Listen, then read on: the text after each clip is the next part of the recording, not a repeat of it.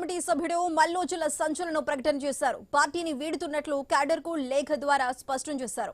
ప్రస్తుత పరిస్థితిలో పోలీసులు సభ్యుడిగా కొనసాగలేనని పేర్కొన్నారు. సాయుధ పోరాట విరమణపై స్పష్టమైన ప్రకటన చేశారు. పార్టీ అధికార ప్రతినిధి జగన్ కు ఆయన కౌంటర్ ఇచ్చారు. పార్టీలో అంతర్గతంగా చర్చించిన తర్వాతే ఆయుధాలు వీడాలని మల్లోజులు పేర్కొన్నారు. పార్టీ చేసిన కొన్ని తప్పుల వల్ల తీవ్ర నష్టాన్ని చవిచూడాల్సి వస్తుందని చెప్పారు. ఉద్యమం ఓటమి పాలు కాకుండా కాపాడలేకపోయామన్నారు ఆయన. పార్టీ క్యాడర్ ను కాపాడుకొని అనవసర త్యాగాలకు ఫుల్ స్టాప్ పెట్టాలని పిలుపునిచ్చారు. మావోయిస్టు పార్టీ ఇప్పటివరకు కొనసాగించిన పంథా పూర్తిగా తప్పిదమేనని అభిప్రాయపడ్డారు.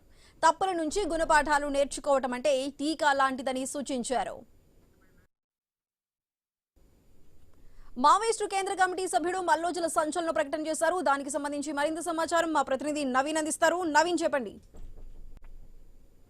మనం చూడొచ్చు మల్లోజుల కోటేశ్వరి వేణుగోపాల్ ఆలియాస్ దాదా సోను దాదా ఒక లేఖ అయితే విడుదల చేసిన పరిస్థితి. గతంలో తను ఒక 1 month అంటే 30 రోజుల కిందట మావోయిస్టు సంబంధించిన ఒక లేఖ విడుదల చేశాడు. తాను మావోయిస్టు పార్టీలో కేంద్ర కమిటీ సభ్యుడిగా ఉంటూ సోను దాదా అప్పుడు ఒక లేఖ రిలీజ్ చేశాడు. పూర్తి స్థాయిలో కూడా మావోయిస్టులు తుపాకులు వీడడానికి లొంగిపోవడానికి మేము సిద్ధంగా ఉన్నాం, మా ఉద్యమాన్ని పూర్తి స్థాయిలో కూడా మేము వదిలేస్తామని చెప్పేసి కూడా ఒక లేఖ రాశారు. ఆ లేఖ మీద ఇప్పటికే మావోయిస్ట్ పార్టీ స్పందించింది. కేంద్ర కమిటీ స్పందించిన తర్వాత పూర్తి స్థాయిలో కూడా మావోయిస్ట్ పార్టీ నుంచి అతన్ని మేము కేంద్ర కమిటీ నుంచి తొలగిస్తున్నాం అని చెప్పేసి కూడా ఒక లేఖ పార్టీ నుంచి రాశారు. ఆయన రాసినటువంటి లేఖ ఆయన వ్యక్తిగతమైనటువంటి లేఖ, పార్టీకి సంబంధించిన లైన్ కాదు. ఆయన వ్యక్తిగతంగా లేఖ, ఆయన వ్యక్తిగతంగా నిర్ణయం తీసుకొని పార్టీ పేరు వాడుకుంటూ లేఖ విడుదల చేశారని చెప్పేసి కూడా వేణుగోపాల్ మీద మావోయిస్టు కేంద్ర కమిటీ ఒక లేఖ రాసిన 24 గంటలు గడవ ముందుకే కేంద్ర కమిటీ సంబంధించిన ఇద్దరు కూడా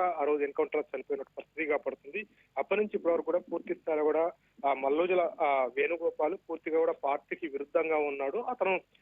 అతని దగ్గర ఉన్న తుపాకులు మొత్తం కూడా పార్టీకి అప్పచెప్పాలి, లేకపోతే పిఎల్జే నాయకులకు కూడా అక్కడ ఉంటారు కాబట్టి పిఎల్జే వాళ్ళకైనా ఒప్పచెప్పాలి, వాళ్ళే వచ్చి ముందుకెళ్తారని చెప్పేసి కూడా మావోయిస్టు కేంద్ర కమిటీ సీరియస్ గా తీసుకుని పార్టీ లేఖ రాసినట్టు పరిస్థితి కాబట్టి అతను పార్టీ కేంద్ర కమిటీ నుంచి తొలగిస్తున్నాం అని చెప్పేసి కూడా చెప్పారు. అప్పటి నుంచి ఇప్పుడు కూడా కాముగున్నటువంటి మల్లోజుల వేణుగోపాల్ ఒక దాదాపుగా 15-18 పేజీల లేఖ కూడా విడుదల చేసినట్టు పరిస్థితి కాబట్టి మనం మొదట ఏమైతే లేఖ రాశాడో పార్టీకి సంబంధించినటువంటి మేము తుపాకులు వీడుతున్నాం, పూర్తి స్థాయి కూడా ఉద్యమాన్ని కూడా వదిలేస్తున్నాం, మావోయిస్ట్ పార్టీ అనేది ఉండదు అని చెప్పేసి కూడా ఆయన లేఖ రాశాడు. దాన్ని సమర్థించుకుంటే మళ్ళీ ఒక లేఖ అయితే విడుదల చేశాడు. పూర్తి స్థాయిలో కూడా మావోయిస్టు సంబంధించినటువంటి ఆయన అనుచరులు ఎవరైతే ఉన్నారో, సరే ఆయన చెప్తే అటు పార్టీలో ఆయన చెప్తే ఇనేవంటి నాయకులు ఎవరైతే ఉన్నారో వాళ్ళందరూ కూడా తుపాకులు వదిలేయండి, నేరుగా వచ్చి లొంగిపోదాం అని చెప్పేసి కూడా ఆయన ఒక లేఖ అయితే రాసినట్టు పరిస్థితి కాబట్టి అంటే ఉద్యమం వద్దు, పూర్తి స్థాయిలో కూడా మావోయిస్టులో 2 వర్గాలుగా విభజించి పాలిస్తున్నారు, పూర్తిగా 2 వర్గాలుగా మారింది పార్టీ అని చెప్పేసి కూడా మల్లోజులో ఒక లేఖ రాశారు. మావోయిస్టు పార్టీలో ఉన్న వాళ్ళందరూ కూడా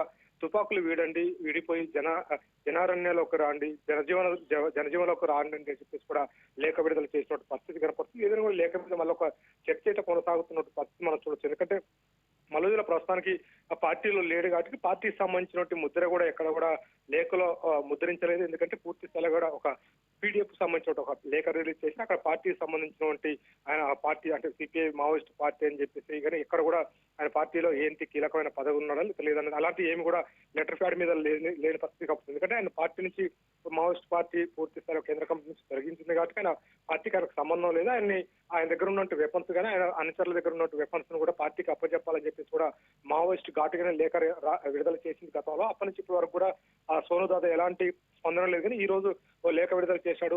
మిగతా మిత్రులు మొత్తం అంటే ఆయనకు అనుచరులుగా ఉన్నారు కానీ పార్టీలో ఆయనకు సానుభూతి పరిలో ఉన్న వాళ్ళు కానీ ఎవరైతే దళాలలో పనిచేస్తున్నారో వాళ్ళందరూ కూడా తుపాకులు వదిలేయండి, నేరుగా వచ్చి లొంగిపోండి అని చెప్పేసి కూడా చెప్పినట్టు పరిస్థితి కాబట్టి ఏదైనప్పుడు కూడా పూర్తి స్థాయిలో కూడా ఆయన లొంగిపోవడానికి చాలా సిద్ధంగా ఉన్నట్టుగానే అర్థమవుతుంది. లేఖ విధానం చూసుకుంటే పూర్తిగా ఆయన మహారాష్ట్రలో లొంగిపోయే అవకాశం ఉంటుందని చెప్పేసి కూడా ఒక చర్చ కొనసాగుతున్న పరిస్థితి మనం చూడొచ్చు. ఎందుకంటే మహారాష్ట్రలో లొంగిపోవడానికి ప్రధాన కారణం ఏంటంటే అతను ఉద్యమం కాలంటే ఇప్పటి వరకు చేస్తున్న ఉద్యమం మొత్తం కూడా మహారాష్ట్ర ఒడిశా ప్రాంతంలో చేశారు కాబట్టి మహారాష్ట్రతో ఎక్కువ టచ్ ఉన్న నేపథ్యంలో పూర్తిగా ఆయన లొంగిపోవడానికి సిద్ధంగా ఉన్నారు. ఆయనతో పాటు మావోయిస్టులు ఆయనతో ఉన్న అనుచరులు కూడా అందరూ కూడా తుపాకులు వీడి లొంగిపోవాలని చెప్పేసి కూడా చెప్పిన పరిస్థితి ఇక్కడ కనపడతా ఉంది. ఏదైనా మావోయిస్టులు లేక సంచలనం అనే చెప్పొచ్చు. 2 వర్గాలుగా ఒక విప్లవ పార్టీ చీలక దిశగా పోతున్న పరిస్థితి